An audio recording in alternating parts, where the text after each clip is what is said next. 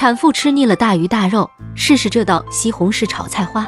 首先把菜花改刀切成小朵，锅中放入1勺盐和少许食用油，下入菜花和木耳。很多可爱的人喜欢边看视频边点小心心，非常感谢。焯水1分钟，捞出，碗中加蚝油、少许盐、鸡精、白糖、生抽、少许淀粉，搅拌均匀备用。锅中油热，下葱蒜炒香，倒入西红柿炒出汤汁，再倒入花菜和木耳，大火翻炒几下，倒入调好的料汁，最后再来1把蒜叶，翻炒均匀就可以出锅。产后不会坐月子餐的，一起试试吧。